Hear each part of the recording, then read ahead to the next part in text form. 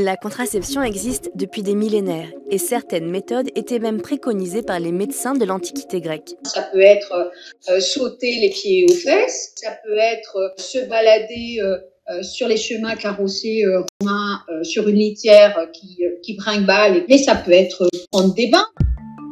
À l'époque, la femme se doit de procréer, mais la contraception n'est pas un tabou. Le refus d'enfant, quelles que soient les formes, est commun dans l'Antiquité et pratiqué. On n'est pas dans quelque chose de l'ordre de l'exceptionnel. Il y a plusieurs types de formes de refus d'enfant et la contraception en est un. Outre l'abstinence, la méthode la plus simple est celle du retrait. Cette pratique très intime est peu documentée, mais des textes médicaux la préconisent.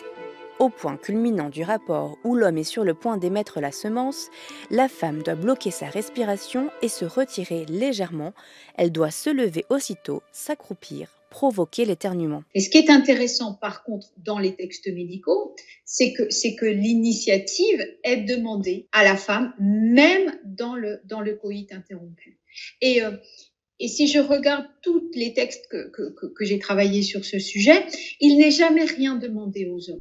L'idée qui prédomine, c'est qu'il faut éviter que les semences se rencontrent. Donc il faut évacuer le sperme du corps de la femme. D'où les procédés mécaniques comme sauter, éternuer ou se promener sur les pavés. Ces pratiques, peu efficaces, sont généralement sans danger, mais ce n'est pas toujours le cas des centaines de recettes à base de plantes thérapeutiques, comme le silphium, aujourd'hui disparu, ou l'opoponax. Ce sont des préparations chimiques faites par les femmes pour empêcher l'embryon de se former.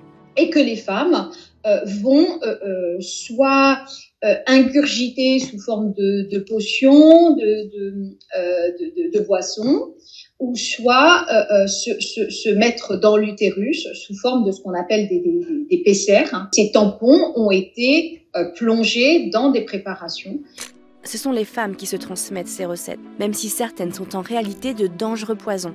D'ailleurs, le serment d'Hippocrate défend aux médecins de prescrire des PCR abortifs. Ce n'est pas une condamnation de la pratique d'interruption. C'est une restriction médicale d'un type de préparation abortive, qui sont les PCR.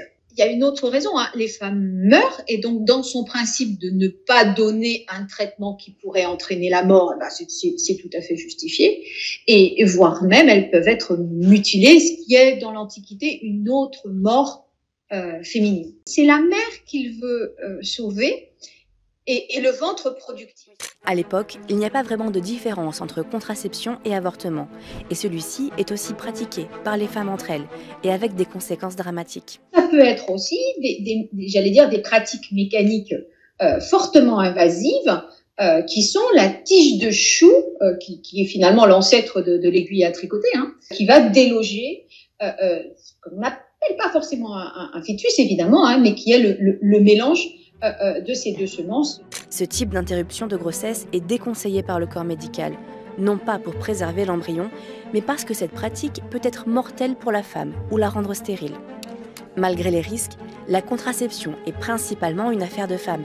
Le médecin n'intervient bien souvent qu'en dernier recours, si les méthodes trop invasives ou dangereuses mettent la vie de la mère en danger. Ce n'est qu'au XVIIIe siècle que la contraception devient aussi un peu une affaire d'hommes. Pour se protéger entre autres de la syphilis et de la vérole qui font des ravages, les bourgeois libertins comme Casanova utilisent des préservatifs en peau ou boyau d'animal et le popularisent. Un contraceptif aujourd'hui devenu gratuit pour les plus jeunes.